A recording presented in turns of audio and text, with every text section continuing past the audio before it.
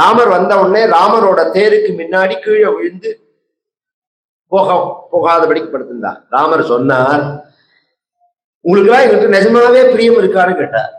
என்ன ராமா இப்படி கேட்கிறேன்? அப்ப நான் என்னோட தர்மத்தை செய்யறதுக்கு நீங்க தடையா இருக்கக்கூடாது, நீங்க வழி விடணும். இந்த ஒரு ஆச்சரியமான வியாக்கியானம். உயர்ந்த தலைவனோட ஒரு அடையாளம் என்ன தெரியுமோ, மக்கள் எல்லாரும் ஆதரவா இருக்காங்கிறதுக்காக அதர்மத்தை செய்யக்கூடாது.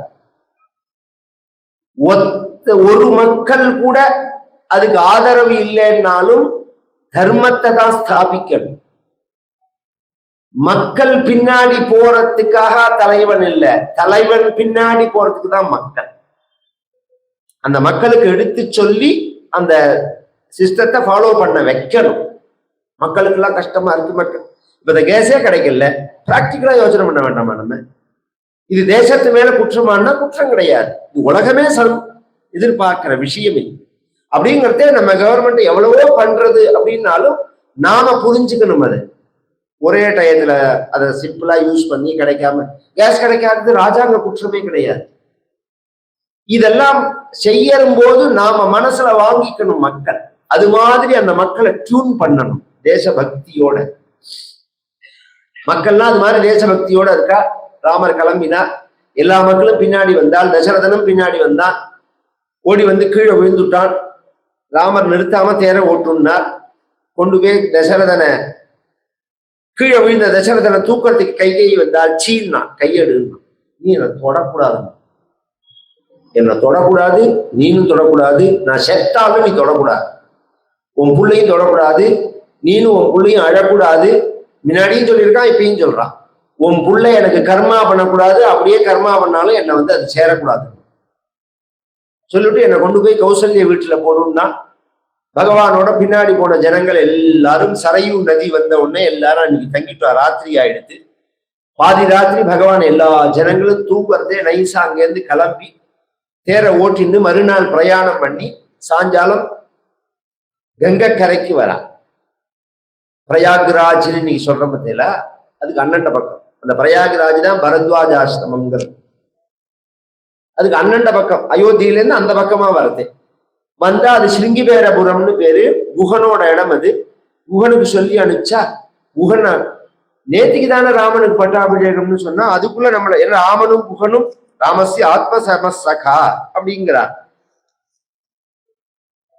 பார்க்க வந்துட்டாரேன்னு பார்க்க வந்தா, ராமர் பட்டாபிஷேகம் நின்று போய் வந்திருக்காருன்னு உடனே அவன் வேணா அது இல்லைன்னு சொல்லட்டும், ராமா நான் அந்த ஸ்ருங்கிபேரபுரத்துக்கு உனக்கு பட்டாபிஷேகம் பண்ணி வைக்கிறேன், தேனு திணை மாவு இதெல்லாம் இருக்கு, உனக்கு கொண்டு வந்திருக்கேன், சாப்பிடு. நான் சாப்பிட மாட்டேன். ஏன்னா 14 வருஷம் ஸ்வயம் ஆஜகாரான்னு நான் சம்பாதிச்சுதான் நான் சாப்பிடுவேன். இன்னொருத்தர் கொடுத்து, பகவான் இந்த 14 வருஷத்துல இன்னொருத்தர் கொடுத்து சாப்பிட்ட இடம் சபரி கொடுத்த பழம் மட்டும்தான். வேற எங்கேயுமே இன்னொருத்தர் கொடுத்ததை பகவான் சாப்பிட்டதே கிடையாது. உதாரணம் சொல்லணும்னா, இப்ப அகஸ்தியரை பார்க்க போறாருன்னா காட்டுல உள்ள நல்ல பழங்கள் எல்லாம் நிறைய எடுத்துன்னு அகஸ்தியர்கிட்ட போய் வைப்பா. அகஸ்தியரை நமஸ்காரம் பண்ணுவார். உடனே அகஸ்தியர் அதுல இருந்து ஒரு பிரசாதம் கொடுப்பார். மகான்கள்லாம் நம்ம போய் பார்க்கறது நம்ம கொண்டு போன பழத்துல இருந்து எடுத்து கொடுப்பாவா. அது மாதிரி பகவான் வாங்கிட்டு இருக்காரே தவிர வெறுங்கையோட போய் அவாத்துல சாப்பிட்டதே கிடையாது ராமன். இந்த குகன்கிட்ட சாப்பிட மாட்டேன்னுடா. நான் ஏதாவது பண்ணணும்னா, இந்த நிகழ்ச்சி ஆரம்பிச்சு 3வது நாள் காலத்தால வந்தாச்சு. 3 நாளா இந்த குதிரைகள் பட்னி, குஹா அதுக்கு சாப்பாடு கொடுக்கும். எவனுக்காவது இது தோணுமா? இப்படி ஒரு கேரக்டர் உண்டா? இவ்வளவு பெரிய பிரச்சனை நடக்கிறது டிரைவர் சாப்பிட்டாரா இல்லையான்னு எத்தனை பேருக்கு ஞாபகம்? எல்லாம் நாம தெரிஞ்சுக்கணும். வெளியில போனா இறங்குற சமயத்துல அவனை கூப்பிட்டு, அப்பா உங்கள்கிட்ட பணம் இருக்கா, நான் போயிட்டு வர்றதுக்கு 1 மணி நேரம் ஆகும், இந்த பணம் வச்சுக்கோ, வெயிட் பண்ணாத, சாப்பிட்டுட்டு இரு அப்படின்னு சொல்லணும். ஏன்னா எவனுமே உலகத்துல உழைக்கிறது வயத்துக்கு தான். அந்த இடம் வரத்தே சமமா நடத்த தெரியணும் எல்லாரையும். முன்னாடி வேணா ஒருத்தருக்கு ஒருத்தர் பாகுபாடுகள்லாம் இருக்கலாமே தவிர, எனக்கு தெரியும் காலங்காலத்தால சுட சுட காபி போட்டு எங்க பாட்டி தாத்தா குடிக்க மாட்டார் காபி, எங்க பாட்டி குடிச்ச கையோட வேலை செய்கிறவனுக்கு மாடு கறந்தவனுக்கு கொடுக்கறது உங்க பாட்டி கிராமத்துல. இந்த குடி அப்படிம்ப. அப்படிலாம் இருந்ததுனாலதான் அவ்வளோ ஒரு பிணைப்பு இருந்தது இந்த உறவில். இன்னைக்கு அப்படியே நம்ம கொடுத்தாலே அவ கேட்டா அவளை குடிக்க மாட்டேங்கிறா. வெளியில எங்க நீ கொடுக்குற காப்பி அது மாதிரி இருக்கு. நம்ம சோமாயஜ ருத்ராயஜான்னு அபிஷேகம் பண்ணி 4வது டிகாஷனை கொண்டு கொடுத்தா வேண்டான்னு தான் சொல்லுவா. நம்ம சாப்பிட்றதையே ஒரு 1/2 டம்ளர் கொடுத்தாலும் குவாலிட்டியா கொடுக்கணும். குவான்டிட்டி குறைச்சலா இருக்கலாம், குவாலிட்டி இருக்கணும். நம்ம வயறு வேற அவ வயறு வேறையான்னு. என் குதிரைகளுக்கு சாப்பாடு போட்டால் ஆலம்பாலை கொண்டு வர சொல்லி ஜடதரிச்சிருந்தான் பகவான். மறுநாள் காலத்தால அங்கேருந்து கிளம்பி பரத்வாஜ ஆசிரமத்துக்கு போனான். பரத்வாஜர் நடந்ததெல்லாம் சொல்லி ஆசீர்வாதம் வாங்கிக்க பரத்வாஜர் சொன்னார், இந்த பக்கத்துல சித்திரக்கூட்டம்னு ஒரு இடம் இருக்கிறாமா, ரொம்ப நன்னா இருக்கும், நீ அங்கமே தங்கலாம், சௌக்கியமா இருக்கலாம்னு சொல்ல பகவான் சித்திரக்கூடத்துல வந்து கங்கை யமுனை எல்லாம் தாண்டி சித்திரக்கூடத்துல வந்து தங்கி அங்க வந்து அழகான ஒரு மந்தாகினி நதி ஓடுறது, ஒரு அழகான பர்ணசாலை அமைச்சான். இந்த காட்டுக்கு கிளம்புறதேவே மம்புட்டி கடப்பாறை அருவா ஆயுதங்கள் எல்லாத்தையும் எடுத்து லட்சுமணன் கிளம்பியிருக்கான். ஏன்னா அதெல்லாம் தேவைங்க. ஒரு காரியம் செய்யும் போது இன்னொருத்தர நம்ம ஒரு நதியை கடக்கணும்னா ஒரு 1/2 மணி நேரத்துல ஒரு போட்டு தயார் பண்ணிடுவோம். இதை நாம தெரிஞ்சுக்கணும். இப்படி இருந்தால்தான் என்னால வாழ முடியும் அப்படிங்கிறத விட பைத்தியக்காரன் உலகத்துல எதுவுமே கிடையாது. எது இருந்தாலும் அதை நமக்கு உபயோகமா பண்ணிக்கிற சாமர்த்தியம் இருக்கணும். எல்லாம் இப்ப கிடைக்கிறது, எல்லாம் எல்லா தேசத்திலையும் கிடைக்குமா? இல்ல எல்லா காலத்திலையும் கிடைக்குமா? இப்பயே இந்த வார் கண்டினியூ ஆச்சுன்னா நீங்க தேய்ச்சிக்கிற சோப்பு ஒன்றும் கிடைக்காது. 4 மாசம் போச்சுன்னா எல்லாம் அஸ்மாசமே தான். பழையபடி சீவகாய்க்கு மாற வேண்டியதான். எல்லாமே மாறும் உலகத்துல. ஆனா நாம அதை அக்செப்ட் பண்ணிக்கணும். இப்படி இருந்தாதான் இருப்பேன் அப்படின்னு சொல்லக்கூடாது. அது மாதிரி எல்லாம் குழந்தைகளை பழக்கணும். சின்ன வயசுல சுயமா காரியத்தை செய்யறதுக்கு தானா வேலை செய்யணும்.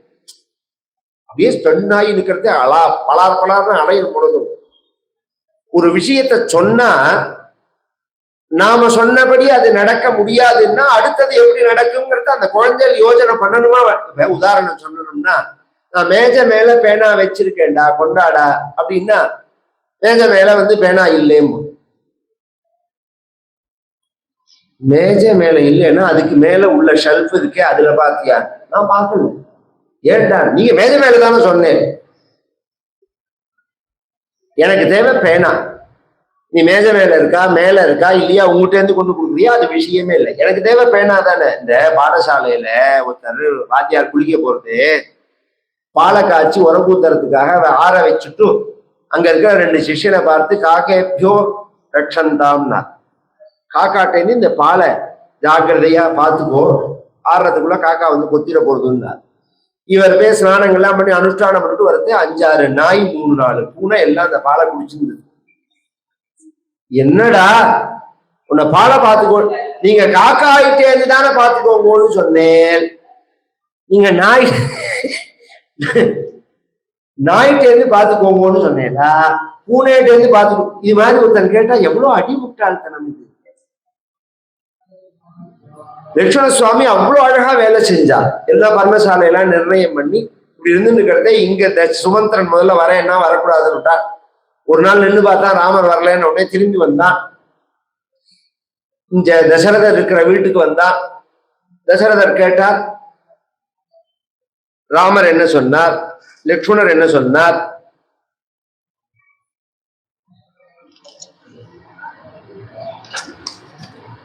நம்ம சீதை என்ன சொன்னா, எனக்கு என்ன சொன்னா, சுமித்ரைக்கு என்ன சொன்னா, அல்லது கௌசல்யக்கு என்ன சொன்னா அப்படின்னா அவர் சொன்னார், அதெல்லாம் நான் எப்படி வாயால சொல்ல முடியும், முதல்ல இருந்து சொல்றேன், கொண்டு விட்டுட்டேன், திரும்பறதே என்னோட குதிரை வரமாட்டேங்கிறது. மமத்வஸ்வானிவிருத்தஸ்ய நப்ராவர்த்தந்தவர்த்மனி உஷ்ணமஸ்து பிரமுஞ்சந்தா ராமே பிரவ்ராஜிதே வனம் சம்பிரஸ்திதே வனம். இந்த பக்கம் அயோத்தி பக்கம் திரும்பினா குதிரை திரும்ப மாட்டேங்கிறது. மமத்வஸ்வான்னா என்னோட குதிரை, இது கழுதை இல்லை. கழுதையா இருந்தா நம்ம சொன்னதை கேட்காதது. இந்த பத்திரிகை எதாரெல்லாம் போனவாளுக்கு புரியும். அதுக்கு ஒரு சிஸ்டம் உண்டு. மேல ஏறணும்னா மேலதான் ஏறும், திரும்பி இறங்கணும்னா இறங்கதான் இறங்கும். இறங்கின உடனே ஒரு தடவை 1/2 மணி நேரம் அதை விட்டுடணும். சில பேர் நடந்து போறேன்னு போறது பாதிக்கு மேல நடக்க முடியாது, திரும்பி வர அந்த கூச்ச கதிரைய வரையான்னு கேட்பா, அவன் வரமாட்டேன்னு சொல்லிட்டு போவான். கவனிச்சு எல்லாம் தெரியும். ஏன் வரமாட்டேன்னு சொல்றான்? அவ்வளவு திமிரு அவனுக்குன்னா திமிரு இல்ல, அந்த குதிரை கேட்க அது சொன்னதை. என்னோட வந்த நான் வருஷம் போவேன், என்னோட வந்திருந்தாரு, அனுபவம் தானே வாழ்க்கை. என்னோட ஒரு பையன் வந்தா அவன் நடக்கவே முடியலன்ட்டான், கண்ணன்னு பேர். 3-4 குதிரைக்காரன் கேட்டேன், ஒரு 1000 ரூபாய் கூடவே தரேன்டா வாடான்னு. கடைசியில ஒத்த மட்டும் இருங்கோ அப்படின்னு சொல்லிட்டு அந்த குதிரையோட குதிரை இல்ல அது கழுதை, அது காதுல போய் சொன்னான் அப்படின்றது. அப்படின்னா அப்படின்னு உடனே படாருன்னு அவனை கடிச்சு கொடுத்து. ஏன்னா அது வராதுங்க, நீ திரும்பி போகணும்னு சொன்ன முடியாதுங்கிறது. அது இதுதான் குதிரை. அப்படி கிடையாது. ஜாதி குதிரைகள்லாம் இருக்கு பாருங்க, நாம நினைச்சதை செய்யும். நான் அதெல்லாம் ரொம்ப ரசிச்சிருக்கேன். சில விஷயங்கள்ல இந்த காலத்துக்கு எப்படி சொல்றதுன்னு புரிய தவிக்கிறதே சில சினிமாக்கள்ல வரும் அந்த காட்சிகள்லாம். அஸ்வவித்யா கஜவித்யங்கிறது அதுக்கு ஒரு உதாரணம். நான் எல்லாமே, தீட்சிதர் சினிமா பார்க்க மாட்டார்லாம் நினைக்காதீங்க, நான் எல்லாமே பார்ப்பேன். எதுக்கு பார்ப்பேன்னா எனக்கு இன்ஃபர்மேஷனுக்காக பார்ப்பேன், பொழுது போறதுக்காக எல்லாம் இல்ல, இதுல என்ன விஷயம் இருக்குங்கிறதுக்கு பார்ப்பேன்.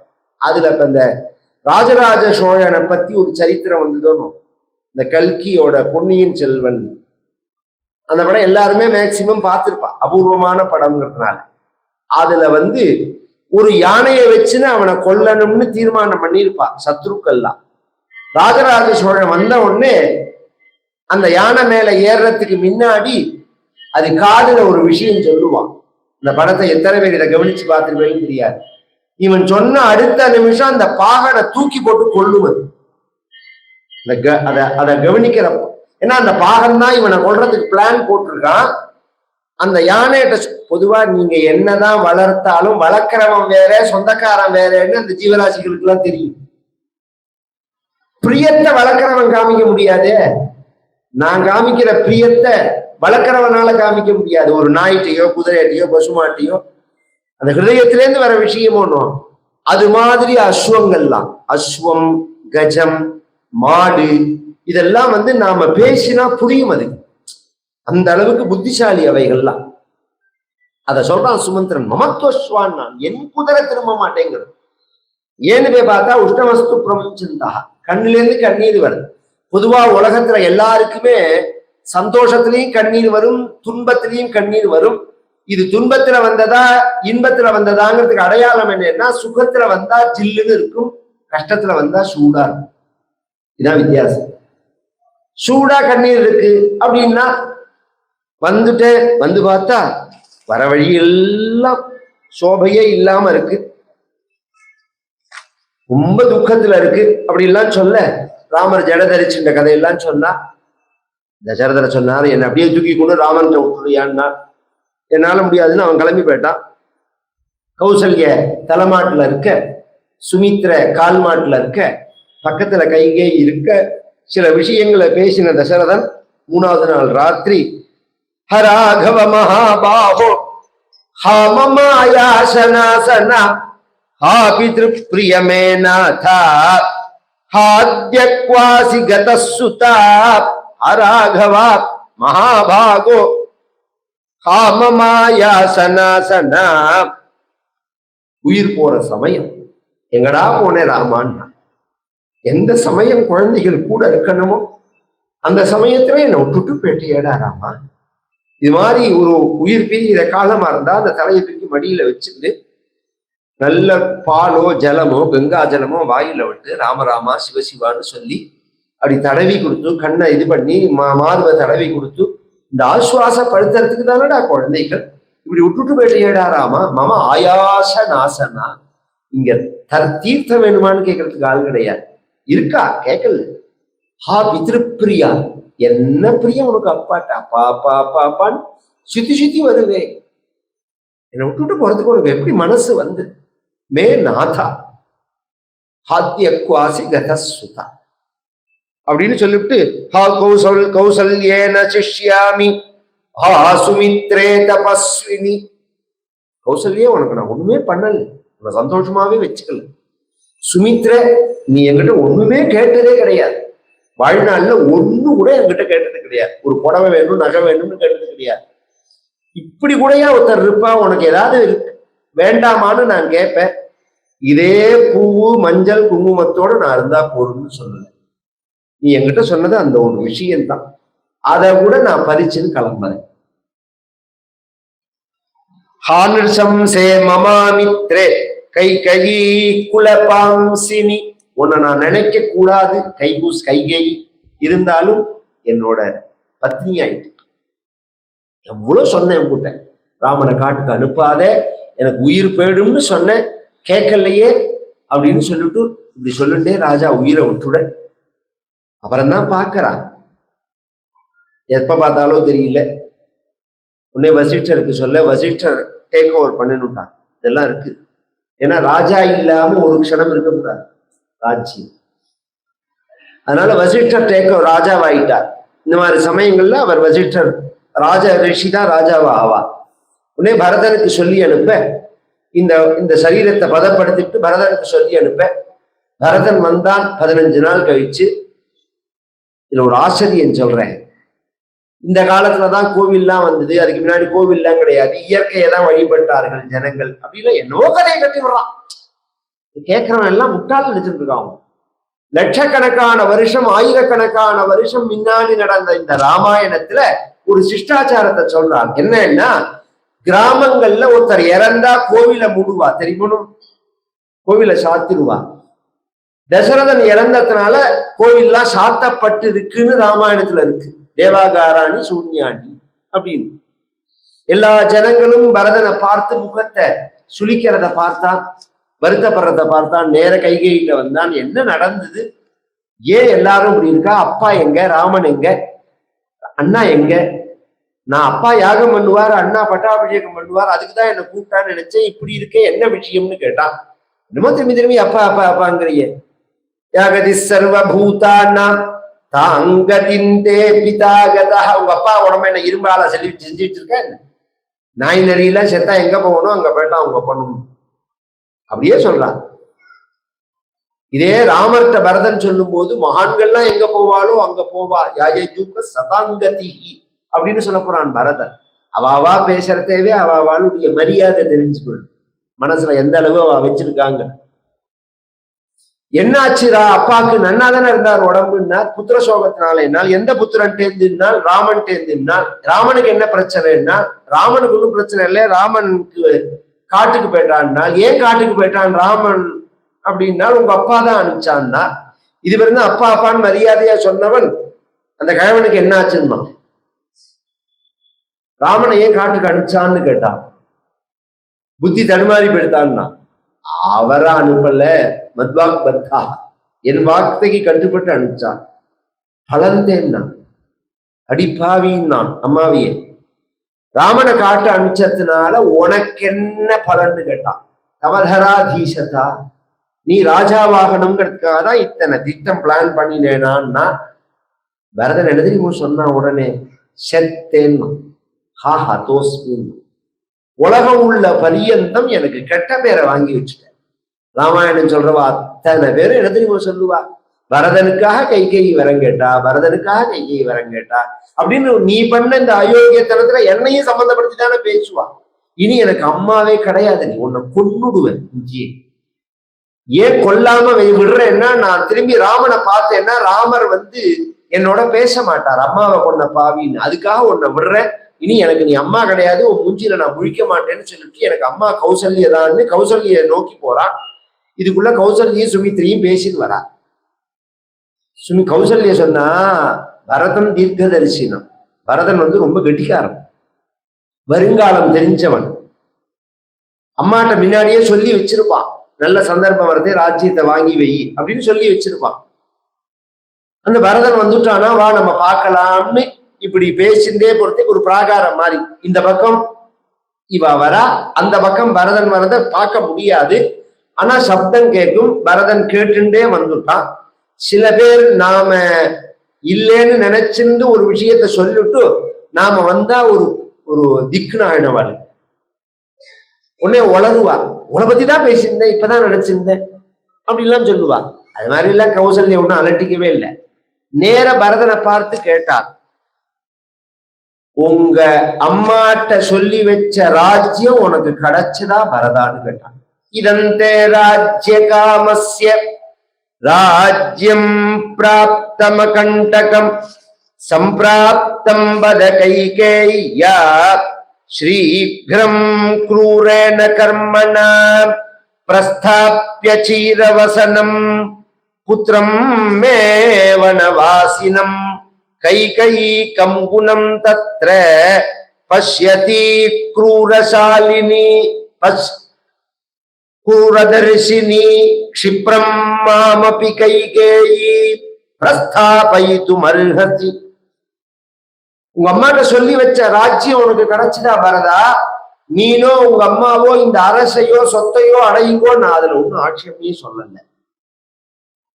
எனக்கு அதுல எனக்கு எதிர்ப்பெல்லாம் கிடையாது. ஆனா இந்த சொத்தை அடையறேங்கிற பேர்ல என் புள்ள ராமனை பரதேசி மாதிரி காட்டுக்கு அனுப்பிச்சதுல நீங்க என்னடா சுகத்தை கண்டேன்னு கேட்டு, தலையில ஜட இடுப்புல மரபுதியோட ராமனை காட்டுக்கு விரட்டி விட்டாலே இதுல உங்களுக்கு என்ன சுகம் அப்படின்னு உடனே தசரதன் பரதன் நடுங்கி போயிட்டான். அம்மான்னா இது பாமர ஜனங்கள் 3 கிரேடு உண்டு, ஏபிசின்னு இந்த சென்டர் சொல்றா பத்தில, அது மாதிரி எதையுமே ஆலோசனை பண்ணாம பேசுவான். இப்படின்னா இப்படிமா, அப்படின்னா அப்படிமா. நடுத்தரமா உள்ளவா ஒரு நிமிஷம் யோஜனை பண்ணாலும் புத்தி இல்லாம பேசுவா. புத்திசாலி என்னன்னா ஒரு மீடியா சொல்றது ஒருத்தர் சொல்றாங்கிறதுக்காக அப்படியே அதை எடுத்துக்க மாட்டோம். அதுவும் இந்த காலத்துல எல்லாம் உண்மையை விட பொய் தான் ஜாஸ்தி அப்படிங்கிறத அதை பிரிச்சு பார்க்கக்கூடியதான சக்தி நமக்கு வேணும். அது அப்படியே நம்ப கூடாது. நீங்க அது மாதிரி உள்ளவர் இல்லை, சாதாரண பாமரன் சொல்லலாம். நீங்க சொல்லலாமா, என்னை பத்தி தப்பா சொல்லலாமா? எங்க அம்மாட்ட நான் ராஜ்யம் வேணும்னு கேட்டிருப்பேனா? எங்க அம்மாவோட கர்ப்பத்துல நான் கருதரிச்சத்திலேருந்து எனக்கு ராமன் மேல என்ன பக்தின்னு உங்களுக்கு தெரியாதா? தெரிஞ்ச நீங்க அப்படி பேசலாமா? கஸ்மாதஜானந்தம் கர்ஹசே மாமகல்பிஷம் விபுலாஞ்ச மம பிரீத்திம் ஸ்திராம் ஜானாசி ராகவே. நான் ராமன் காட்டுக்கு போகணும்னு நினைச்சிருந்தா இன்னென்ன பாப்பம் பண்றவன் எங்க போறானோ அங்க நானும் போவேன். கிருதா சாஸ்திரானுகா புத்தி மாபூத்தஸ்ய கதாச்சன. ராமன் காட்டுக்கு போகணும்னு நினைச்ச பாபிக்கு வாழ்நாள் முழுவதும் நாஸ்திகவாதியாவே போட்டோம். இதான் முதல் சாபமே, பரத சபதம்னு பேரு. நாஸ்திகவாதியா போனா என்ன சார், நான் சௌக்கியமா இருக்கலாம். நாஸ்திகவாதியா போனா ஏகப்பட்ட ட்ரஸ்ட் அதை வச்சுன்னு இன்னொருத்தரையே உள்ள விடாம நாமளே ஆயிரக்கணக்கான கோடி எல்லாம் அனுபவிக்கலாம். அதெல்லாம் பூர்வ ஜென்மம். நாஸ்திகவாதியா உள்ள எல்லாருக்குமே அது கிடைச்சு விடுறதா என்ன? பிச்சைக்கார மாதிரி ரோட்ல சுத்தமா எத்தனையோ பேர் இருக்கான். ஒண்ணு தெரிஞ்சுக்கோங்க, இந்த ஜென்மா மனுஷ ஜென்மா. இதுல வாக்கு கொடுத்திருக்கார், கண்ணு கொடுத்திருக்கார், காது கொடுத்திருக்கார், கை கால் கொடுத்திருக்கார், யோசிக்கிறதுக்கு பகிர்ந்து அறியறதுக்கு அறிவு கொடுத்திருக்கார். அதை உபயோகிக்காம தெய்வம் இல்லை, தர்மம் இல்லை, சாஸ்திரம் இல்லை, புண்ணியம் இல்லை, பாவம் இல்லைன்னு பேசினா அடுத்த ஜென்மா இது கிடையாது. பகவான் பகவத்கீதையில சொல்றான், சிபாமி அஜஸ்ர, இறக்கிற கீழேன்னா. நீ இதெல்லாம் கொடுத்ததுனாலதானே திமுறா பேசின. கை இருந்தாதானே, வாய் இருந்தாதானே, காது இருந்தாதானே, கால் இருந்தாதானே எல்லாத்தையும் கட் பண்ணிட்ட. புழு பூச்சியா பிறந்தா என்ன பண்ண முடியும்? அதுவும் பிரத்யேகமா நாயி பன்னியாதான் பிறப்பான். ஏன் இத காகஸ்வ சூகரஜதிங்கிறா, காக்கா நாய் பன்னியா பிறப்பான். இந்த மாதிரி நாஸ்திகவாதிகள்லாம் ஏன் அப்படி சொல்றதுன்னா, இந்த 3 மேல நமக்கு இறக்கமே வராது. ரோட்லயே பாருங்க, வலைய வச்சு நாயை பிடிச்சுன்னு போறான். நாய் மேல ஹைவேல எத்தனை நாய் அடிபட்டு கிடக்கு. கிராமத்துல ஒரு சின்ன பூங்குட்டி ஆட்டுக்குட்டி மேல காரை ஏற்றிட்டு நீங்க அண்ணட விட முடியாது. 10,000 ரூபாய் கொண்டா, 15,000 ரூபாய் கொண்டாமா. இத்தனை நாய் அடிபட்டு கிடக்கே யாராவது திரும்பி பாக்குறாள? ஏதாவது ஒரு இதுன்னா பண்ணி அத்தனை குழி வெட்டி இறக்கும்பா. பண்ணியை பார்த்தாலே ஜுகுப்சிதமா இருக்கும். இதெல்லாம் நாம எல்லாரும் வெறுக்கிற மாதிரி உள்ள ஜென்மாவா இருக்கும். அதான் விஷயம். இப்படி எல்லாம் சொல்லிவிட்டு தசரதனை போய் பார்த்து அழுது, நான் வந்துட்டேன்ப்பா, நான் பட்டாபிஷேகம் பண்ணி வைக்கிறேன்ப்பான்னு சொல்ல, அவன் இருந்து போயிட்டான்னு சொல்ல. அப்புறம் தசரதனை கொண்டு போய் சம்ஸ்காரங்கள்லாம் பண்ணி 12 நாள் முடிஞ்சு 13வது நாள் அன்னைக்கு நீ பட்டாபிஷேகம் பண்ணிக்கோ பரதான்னு சொல்ல, நான் பண்ணிக்க மாட்டேன், பண்ணிக்க வேண்டியவர் ராமர் தான், அதனால பட்டாபிஷேகத்துக்குள்ள சாமான்கள்லாம் நான் அடுத்துட்டு நான் ராமரை தான் கும்பிட போறேன்னு வசிஷ்டர் முதலிய எல்லாரையும் அழிச்சுட்டு 3 மாதாக்களையும் அழிச்சுட்டு, சிலதெல்லாம் என்ன சொல்றது பரதுன்னு புரியல. இப்போ ஒருத்தர் காலம் ஆயிட்டான்னா 13வது நாள் சுபஸ்வீகாரம்னு பண்றோம். எல்லாருக்கும் தெரியுமா தெரியாதா? இவ என்ன தெரியுமோ, இவன் சினிமா போறத நிறுத்திக்கல, ஹோட்டல்ல போய் திங்கிறத நிறுத்திக்கல, மற்ற சௌக்கியத்தை நிறுத்திக்கல, கோவிலுக்கு போறத நிறுத்தி போடுறான். முதல்ல இந்த 1 வருஷம் நேர் கர்த்தாவா உள்ளவா அல்லது அந்த 10 நாள் தீட்டு காத்தவா எங்க போக கூடாதுன்னா மலை மேல உள்ள கோவிலுக்கு போக கூடாது, பெரிய நதிகள் தாண்டி போகக்கூடாது. அசுத்தி அவளுக்கு, அந்த காரியங்கள்லாம் பண்றதுக்கு சுத்தி கிடையாது. 13வது நாள் அன்னைக்கு சுபஸ்வீகாரம் பண்ணுன்னு நம்ம உள்ளூர்ல உள்ள கோவிலுக்கு போறோம், நம்ம கோவிலுக்கும் போகலாம், குலதெய்வம் கோவிலுக்கும் போகலாம். விசேஷமா கொண்டாடக்கூடாது, விசேஷமா பகவானுக்கு செய்யற புஷ்ப அலங்காரம் எல்லாத்தையும் பண்ணுங்கோ, சுவாமிக்கு ஒரு நைவேத்தியம் பண்ணுங்கோன்னு சொல்லணுமே தவிர, நான் புதுசு கட்டிக்கிறேன், நான் பாது கட்டிக்கிறேன், நான் விசேஷமா பண்டிகைகள் ஆத்திர பட்சணங்கள் எல்லாம் பண்றேன் அப்படிங்கிற மாதிரி பண்ணக்கூடாது. இந்த 1 வருஷம் நாம பண்ற புண்ணிய காரியங்கள்லாம் அவளை போய் தான் சேரும். இதுல இன்னொன்னு சொல்றேன், கௌசல்ய கைகை சுமித்ர 3 பேரும் கணவன் காலமாகி 15 நாள் தான் ஆறுது. பரதனோட கூட போனால்னு இருக்கு, அதுக்காக சொல்ல வர. வெளியிலேயே போகக்கூடாது, அங்க போகக்கூடாது, இங்க போகக்கூடாது அப்படிலாம் கிடையாது. ஓரளவு அதுல நியமம் உண்டு, அத விஷயம் தெரிஞ்ச வாழ்க்கை கேட்டுக்கணும்.